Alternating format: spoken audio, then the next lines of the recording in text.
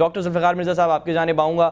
آپ نے سن لی بات رضوی صاحب کی, انہوں نے کہا کہ ایسا کیسے ممکن ہے, کیوں وہ ڈرانے کی کوشش کریں گے, کیوں دھمکانے کی کوشش کریں گے؟ یہ تو آپ ان سے پوچھیں. دیکھیں وہ ہوتی ہے, میں نے قرآن شریف اٹھا کے یہ بات کی ہے, میں نے صرف زبان سے اپنی بات نہیں کی.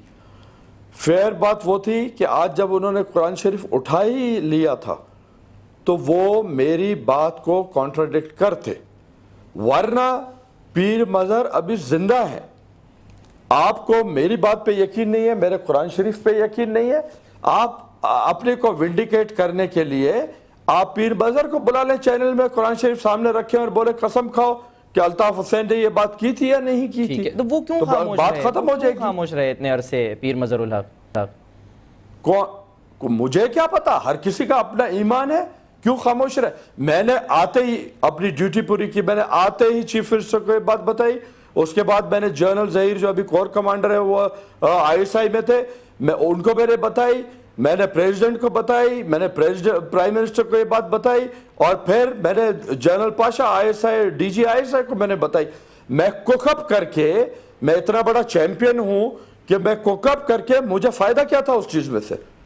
ٹھیک, تو پیر مظہر صاحب سے بھی ہم یقیناً آپ سے ہی کہہ رہے ہیں, کیونکہ پیر مظہر صاحب کا اگر نام آ رہا ہے ان سے بھی پوچھا جانا چاہیے. نہیں, مجھے بتائیں نا, کیا آپ سب لوگ, آپ لوگ جو ہے 2 روٹی کھاتے ہیں, کنکی کھاتے ہیں, مجھے اس میں کتنے نفل کا ثواب مل رہا تھا کہ میں الطاف حسین کے لیے ایک جھوٹ کوک اپ کر کے, مجھے کیا الطاف حسین کی جگہ مل رہی تھی, میں MQM کو ہیڈ کرنے لگا تھا, یا میں چیف منسٹر بنا دیا جاتا اس حرکت کے بعد.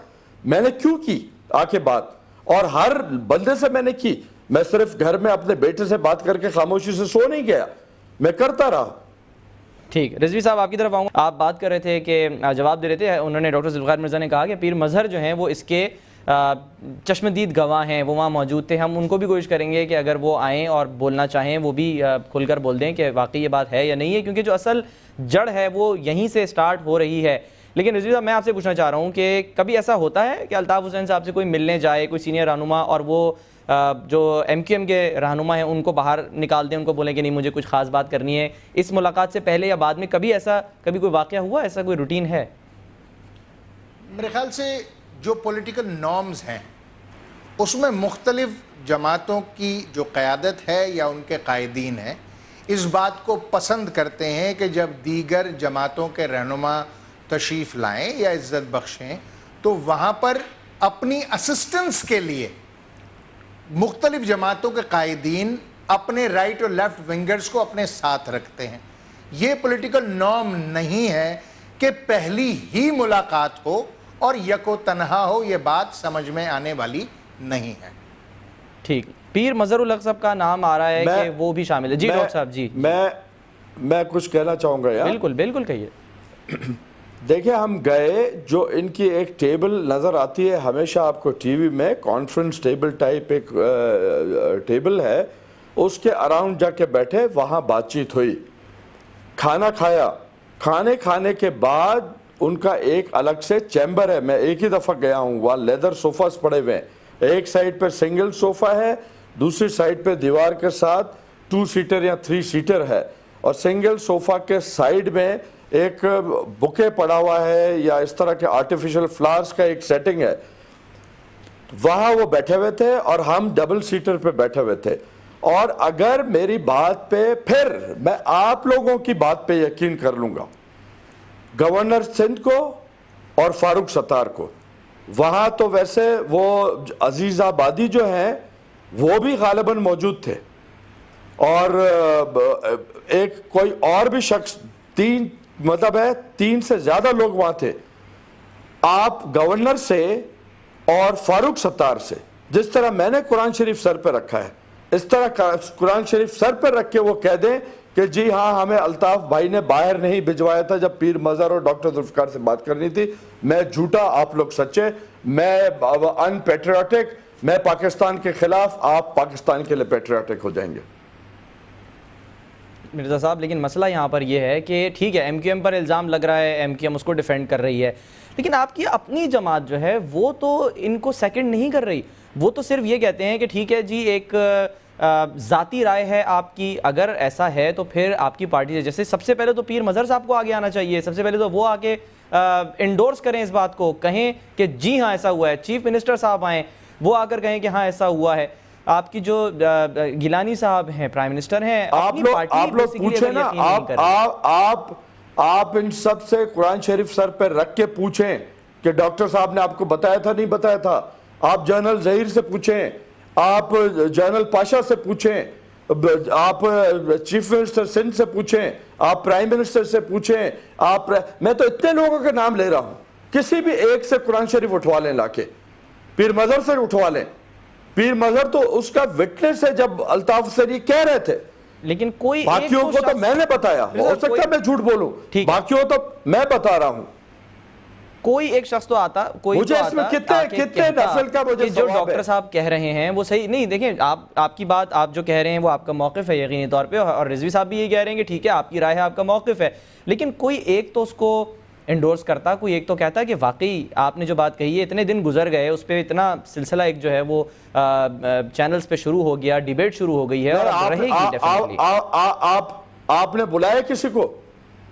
آپ دیں ان کو اسی قرآن پاک کی قسم کہ مسلمان ہو، مسلمان بچوں کے باپ ہو، مسلمان باپ کے بیٹے ہو، مسلمان بہنوں کے بھائی ہو، مسلمان بیویوں کے شوہر ہو. آج تمہاری مسلمانی کو ڈاکٹر ذوالفقار چیلنج کر رہا ہے، آؤ سر پہ قرآن شریف. ڈاکٹر صاحب بالکل وہ آپ کی بات سن رہے ہیں، نہ صرف وہ سن رہے ہیں، دیکھ رہے ہیں، بلکہ ہم مستقل، جب سے آپ نے پیر مظہر صاحب کا نام لیا ہے، ہم کنٹرول روم سے مستقل ٹرائی کر رہے ہیں کہ ان کو لائن ملائیں، ان کو لائن پہ لے لیں، تاکہ کوشش یہ ہے کہ ایک ہی دفعہ دودھ کا دودھ پانی کا پانی ہو جائے.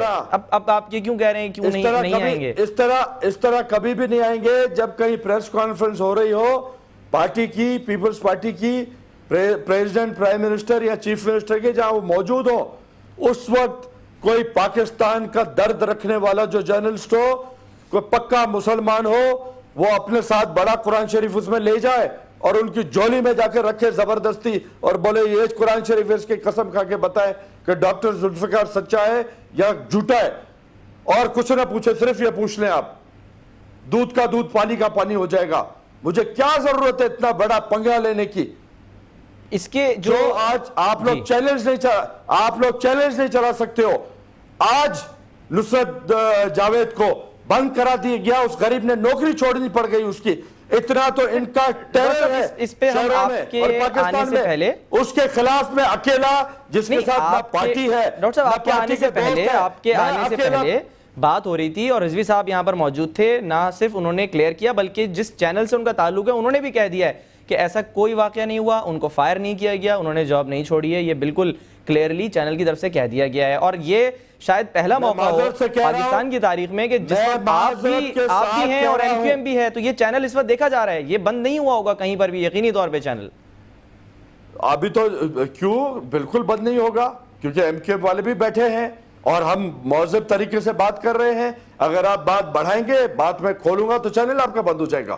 نہیں بات کھلے بے شک، لیکن جو چینل آپ کو کہہ رہا ہے کہ یہ نہیں ہم نے نکالا ہے، معذرت کے ساتھ وہ غلط بیانی سے کام لے رہا ہے. وہ غلط بیانی سے اس لیے دوبارہ لے رہا ہے کہ جس طرح 12 اکتوبر کو اس پہ فائرنگ ہوئی چینل پہ، 12 مئی پوری دنیا نے دیکھا، 12 مئی کو چینل والوں نے خود دکھایا. وہ دوبارہ اس حال سے ڈرتے ہیں. لوگ سانس بھی گن کے اور ان کی اجازت سے کراچی میں لیتے ہیں. رضوی صاحب یہ تاثر جو ہے، یہ مرزا صاحب کی آپ نے بات سن لی، اور کیونکہ بہت پیار کے انداز میں گفتگو ہو رہی ہے تو آپ بھی پیار سے بتا دیں کہ یہ کیوں تاثر ہے، ایسا کیوں ہوتا ہے؟ سلمان، پہلی بات تو میں انتہائی احترام کے ساتھ ڈاکٹر ذوالفقار مرزا صاحب کی خدمت میں عرض کروں گا کہ زور سے بولنے سے میرے خیال سے باتوں کا وزن نہیں بڑھتا، بلکہ دلائل سے باتوں کا وزن بڑھتا ہے. اور آپ کی مدد لیتے ہوئے میں یہ پوچھنا چاہوں گا پورے پاکستان کے عوام سے اور آپ سے بھی کہ کیا، اور انتہائی افسوس اور شرم کے ساتھ یہ سوال کروں گا کہ کیا ہمارے ملک پاکستان میں ایسا کبھی آپ نے نہیں سنا کہ لوگوں نے قرآن پر ہاتھ رکھ کر جھوٹی قسم کھائی ہو؟ یقیناً ایسے بے شمار واقعات آپ نے سنے ہوں گے کہ جب لوگوں نے قرآن پر ہاتھ رکھ کر جھوٹی قسمیں کھائی ہیں. پاکستان کی کورٹس میں یہ عام دیکھنے میں آتا ہے کہ لوگ قرآن مجید کو ہاتھ میں لے کر جھوٹی گواہیاں دیتے ہیں. حیدر عباس رضوی صاحب، آپ کا اور ڈاکٹر ذوالفقار مرزا دونوں کا بہت شکریہ. دونوں کا موقف ہم نے پیش کرنے کی کوشش کی ہے. یقینی طور پہ اس سے جو معاملات کی نزاکت ہے اس کا بھی اندازہ ہوتا ہے، جو معاملات کی کڑواہٹ ہے اس کا بھی اندازہ ہوتا ہے.